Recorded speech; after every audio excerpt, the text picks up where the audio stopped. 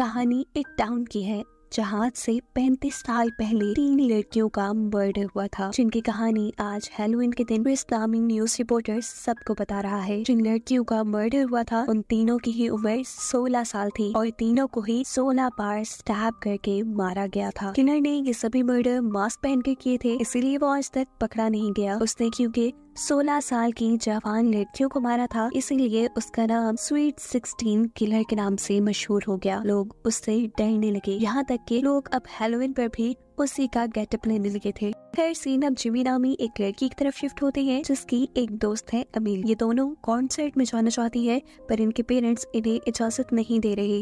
हालांकि वो ये बात जानते भी हैं कि जिमी को सेल्फ डिफेंस आता है, वो कराटे चैंपियन है, पर उसके पेरेंट्स के डरने की वजह उनके दिल में बैठा हुआ पुराना खौफ है। पता चलता है कि जिन लड़कियों के मर्डर की कहानी हमने सुनी है वो अमेलिया और जिमी के पेरेंट्स की क्लास फेलोज थी। पर इस वक्त जिमी के डैड ये फैसला करते हुए इस लड़ाई को खत्म करते हैं कि वो खुद जिमी और अमेलिया को कॉन्सर्ट में लेकर जाएंगे। पीछे घर पर अब जिमी की मॉम अकेली थी, जहाँ पहले उनसे कुछ बच्चे हैलोवीन का गिफ्ट लेने के लिए आते हैं और फिर स्वीट 16 किलर के फेस में एक आदमी। इसे गिफ्ट्स या कैंडी नहीं चाहिए थी, बल्कि इसे तो जिमी की मॉम की जान चाहिए थी। वक्त रहते ही जिमी की मॉम दरवाजे को लॉक करते हुए जल्दी से पुलिस को इन्फॉर्म करती है और इतने में किलर भी दरवाजे का लॉक खोल के घर के अंदर आ जाता है। अब पैम यानी जिमी की मॉम ड्रॉ के अंदर से एक गन निकालती है किलर को मारने के लिए, लेकिन किलर यहाँ गन पकड़कर उनके ऊपर हमला करना शुरू कर देता है। जहाँ पैम अपना अच्छा सेल्फ डिफेंस कर रही थी क्योंकि वो खुद भी एक कराटे चैंपियन थी। अपने ऊपर हावी होते हुए किलर को एक जोरदार झटके से साइड पे गिराते हुए पैम जल्दी से किचन में जाकर एक नाइफ निकाल लेती है और किलर को बताती है कि तुम यहाँ से चले जाओ वरना पुलिस आने वाली है। ये सुन किलर भी थोड़ा घबरा जाता है। वो अब यहाँ से जाने के लिए पीछे मुड़ गया था। पैम को लगा कि किलर जा चुका है, लेकिन तभी अचानक किलर पीछे से पैम के ऊपर हमला करते हुए उसे कई मर्तबा स्टैब करके मार देता है। किलर यहाँ से भाग जाता है और यहाँ पुलिस आ जाती है। न्यूज रिपोर्टर क्रिस सबको बताता है कि पैम को भी 16 मर्तबा स्टैब करके मारा गया है, यानी स्वीट 16 किलर वापस आ चुका है। जेमी भी तब अपनी मॉम की मर्डर की वजह से काफी दुखी थी। अगले दिन स्कूल में ऑफिसर्स जब केस की इन्वेस्टिगेशन करने के लिए जिमी को बुलाते हैं, जहाँ उसे बताया जाता है कि पैम काफी दिनों से क्रिस नामी न्यूज रिपोर्टर के साथ राब्ते में थी, इसीलिए जेमी जाकर क्रिस से मिलती है और उससे पूछती है कि आखिर क्यों अपनी मॉम को इतने मैसेजेस करते थे। क्रिस बताता है क्योंकि तुम्हारी मॉम को कुछ दिन पहले ही किलर ने एक नोट भेजा था जिसमें लिखा था यू आर नेक्स्ट। उसी सीरियल किलर को पकड़ने के लिए हम दोनों एक साथ काम कर रहे थे। यही बातें वो जाकर अब अपनी फ्रेंड अमेलिया से डिस्कस करती है। यहाँ अमेलिया ने अपने साइंस फेयर के लिए अपनी मॉम का आइडिया यूज करते हुए एक टाइम मशीन बनाई थी। जिमी नोटिस कहती है कि उसने टाइम मशीन में उसी डेट को एंटर किया हुआ है जब आज से 35 साल पहले स्वीट 16 किलर के हाथों इनकी मॉम के फ्रेंड्स का मर्डर हुआ था, जिस बारे में अमेलिया जिमी से कहती है कि अगर हमने पास्ट में जाकर पहले होने वाले मर्डर्स को रोक दिया तो तुम्हारी मॉम भी आज जिंदा तुम्हारे साथ होंगी। पर प्रॉब्लम ये है कि ये टाइम मशीन काम ही नहीं कर रही। अब रात होने पर अमेलिया और जेमी दोनों ही इस टाइम मशीन के पास थे। वो लोग अपनी बातें ही कर रहे थे कि अचानक स्वीट 16 किलर जेमी पे भी हमला करने के लिए आ जाता है। वो अपने आप को बचाने के लिए टाइम मशीन के अंदर छुप जाती है, जहाँ अभी भी वो किलर जेमी को स्टैब करने की कोशिश कर रहा था और गलती से उसका चाकू टाइम मशीन के अंदर स्टैब हो जाता है। ऐसा करते ही टाइम मशीन चालू हो जाती है और देखते ही देखते जिमी पहुंच जाती है उसी डेट में जब स्वीट 16 किलर ने पहला मर्डर किया था। उसकी टाइम मशीन भी अब खराब हो चुकी थी। वो सबसे पहले इस टाइम मशीन को छुपाती है और फिर अपने मॉम डैड के कॉलेज में आ जाती है। स्कूल में उसे वही तीनों लड़कियां भी मिल जाती है जिनका मर्डर हुआ था और यहाँ एक लड़की जिमी को बहुत सी बॉल्स मारती है। जिमी को मालूम होता है कि ये उसकी मॉम पैम ही है जो अपने स्कूल टाइम में काफी बोल्ड थी। साथ ही उनका पूरा ग्रुप भी स्कूल में काफी फेमस था। इस सब के बाद वो अमेलिया की मॉम के पास आती है और उसे बताती है कि मैं फ्यूचर से आई हूँ। आपकी डायरी की मदद से आपकी बेटी अमेलिया ने टाइम मशीन बना ली है जिसका इस्तेमाल करते हुए मैं आज यहाँ तक पहुँची हूँ। अमेलिया की मॉम को उसकी बातों पे यकीन करना इसलिए मुश्किल ही हुआ था क्योंकि वाकई वो टाइम मशीन के ऊपर अपनी रिसर्च कर रही थी और आज तक उसने अपनी रिसर्च और डायरी के बारे में किसी को नहीं बताया था। जेमी अमेलिया की मॉम को बताती है कि आज रात आपके ग्रुप की 3 लड़कियों का मर्डर हो जाएगा और साथ में काफी सालों बाद वही किलर मेरी मॉम को भी मारेगा। मैं बस ये सारी चीजें ठीक करने के लिए यहाँ आई हूँ। जेमी अमेलिया की मॉम को अब अपनी टाइम मशीन के पास लेकर आती है और बताती है कि पहले तो ये टाइम मशीन काम नहीं कर रही थी और फिर जब किलर ने मुझे मारने की कोशिश की तो गलती से उसका चाकू इस टाइम मशीन में स्टैब हो गया और फिर अचानक ये मशीन चल पड़ी। अमेलिया की मॉम बताती है कि इसमें सिर्फ एक कंडक्टर की कमी थी जो इस चाकू ने पूरी कर दी और ऐसे ही ये चल गई। और अब अमेलिया की मॉम उसकी खराब हुई टाइम मशीन को ठीक करने लग जाती हैं, क्योंकि इसी के जरिए तो जेमी ने अपनी टाइम में वापस आना था। जेमी के टाइम में यानी फ्यूचर में दिखाया जाता है कि जेमी के गायब होने पर उसके डैड के साथ बहुत से लोग परेशान हैं। पुलिस ऑफिसर्स भी उसे ढूंढने की कोशिश में है, जहां अमेलिया ऑफिसर्स को बताती है कि जेमी मेरी बनाई टाइम मशीन के जरिए पास्ट में जा चुकी है, सिवाय न्यूज रिपोर्टर क्रिस के। यहाँ पास्ट में दिखाया जाता है कि अमेलिया की मोम और जिमी अब उस पार्टी में आई है जहाँ पर पहला मर्डर होगा। वो यहाँ आकर पैम यानी अपनी मोम के ग्रुप को बताती है कि आप लोग संभल के रहें, आप लोग के इर्द गिर्द खतरा है। पर ये लोग तो उसकी कोई बात नहीं सुनते और उसका मजाक उड़ाते हुए उसे यहाँ से बाहर निकाल देते हैं। लेकिन फिर भी जेमी हार नहीं मानती और वो पार्टी में इन चारों के ऊपर ही नजर रखे हुए थी। हम देखते हैं कि पैम की एक साथी ऊपर अपने बेडरूम में थी, तभी अचानक उसे स्वीट 16 किलर मास्क में नजर आता है, जिससे वो अपना फ्रेंड समझ रही थी। वो किलर अब उसके पास आता है और बेदर्दी से 16 मर्तबा उसके जिस्म में स्टैब करते हुए उसका खून कर देता है। उसकी आवाज सुनकर जल्दी से जिमी और पैम उसके कमरे में आते हैं और उसको मरा देखकर पैम की हालत बहुत ज्यादा खराब हो जाती है। जिमी उसे संभाल कर पार्टी से बाहर लेकर आती है और यहाँ पर पैम पूछती है कि तुम्हें कैसे पता था कि हम में से किसी की जान खतरे में है। तब जिमी उसे सच ना बताते हुए ये कहती है कि मुझे बस फ्यूचर के वियन आते हैं, इसी वजह से मुझे ये बात पता थी। यहाँ फ्यूचर में हम देखते हैं कि अमेलिया के पास क्रिस आया है। वो उसे बताता है कि मुझे हमेशा से की बात याद थी कि सबसे पहले जिस लड़की का मर्डर हुआ था वो बेडरूम में नहीं बल्कि गैरेज में हुआ था, पर अब अगर पास्ट की फोटोज देखी जाए तो मर्डर बेडरूम में नजर आ रहा है। जिस पर अमेलिया उसे समझाती है कि क्योंकि जिमी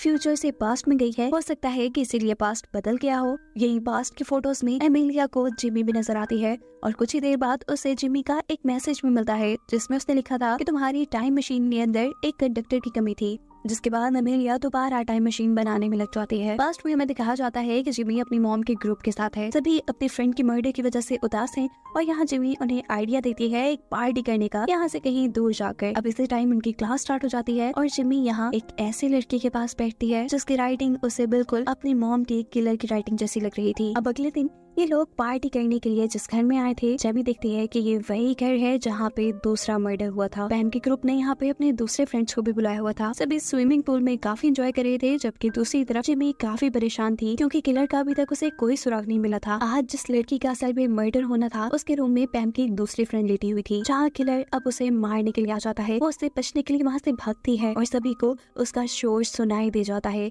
ये सब लोग वहाँ आ जाते हैं, लेकिन इससे पहले कि ये लोग कुछ कर पाते, उस लड़की को बचा पाते, वो किलर 16 बार स्टैब करके इस लड़की को मार चुका था। पास में जिमी और जिमी के डैड इस किलर को पकड़ने की कोशिश करते हैं, लेकिन ये किलर बड़ी ही आसानी से दोनों को मारकर गिराकर यहाँ से भाग जाता है और इस मर्डर की रिपोर्ट करते हैं पास्ट में क्रिस के डैड। यहीं पर अमेलिया की मॉम आकर जिमी को बताती है कि मैं तुम्हारी टाइम मशीन ठीक नहीं कर पाऊंगी क्योंकि उसमें काफी सारे पार्ट्स ऐसे लगे हैं जो फ्यूचर के हैं। लेकिन परेशानी की बात नहीं, मैंने टाइम मशीन का एक छोटा और मेजर पार्ट बना लिया है। इसे एक बड़े पावर हाउस की जरूरत है जिसके बाद ये काम करने लगेगा। अभी ये लोग बातें ही कर रहे थे कि यहाँ सामने जिमी को उस लड़की का ट्रक नजर आता है जिसकी राइटिंग उसे किलर से मिलती जुलती लगी थी।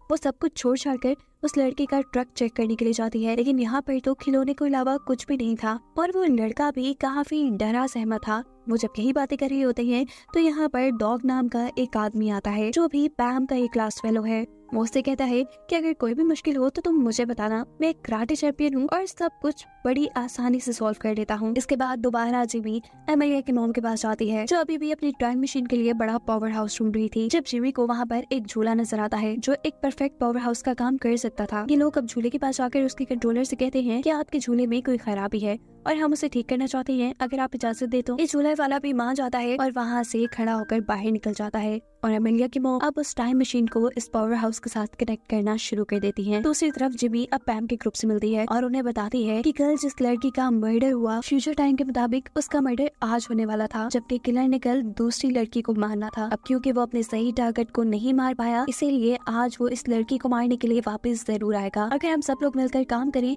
तो हम इस लड़की की जान भी बचा सकते हैं और किलर को भी पकड़ सकते हैं। सभी लोग उसकी मदद करने को मान जाते हैं, जबकि फ्यूचर में दिखाया जाता है कि अमेलिया ने भी अपनी टाइम मशीन बना ली है। वो क्रिस से कहती है कि हमें इसे एक्टिवेट करने के लिए एक मेटल कंडक्टर चाहिए होगा जिसे तुम जाकर ले आओ। इधर पास्ट में ये लोग किलर को पकड़ने की प्लानिंग कर चुके थे। जिमी अब उस लड़की को हॉरर हाउस में भेजती है जिसे किलर ने मारना था। उनके एक्सपेक्टेशन के बिल्कुल मुताबिक किलर भी वहाँ पहुँच जाता है और इससे पहले कि वो उस लड़की को मारता उससे पहले जिमी नजर आ जाती है, जिसने पिछले मर्डर के टाइम में भी इस किलर को पकड़ने की कोशिश की थी। वो सोचता है कि क्यों ना पहले जिमी को ही खत्म कर दिया जाए। वो जब जिमी के ऊपर हमला करने के लिए आगे बढ़ता है तो जिमी बड़ी ही आसानी से इस हमले से अपने आप को बचा लेती है, क्योंकि उसे सेल्फ डिफेंस आता था। इससे पहले कि किलर अब उसके ऊपर भारी पड़ता, यहाँ पास में ही जिमी के डैड और बाकी लोग भी आ जाते हैं, जिन सभी के साथ ही किलर अकेला लड़ रहा था। उसकी फाइटिंग स्किल्स काफी अच्छी थी, क्योंकि उसने एक ही वक्त में सभी को काबू किया हुआ था। किलर का ध्यान इन सबसे लड़ने में था और इसी चीज का फायदा उठाते हुए पीछे से एक लड़की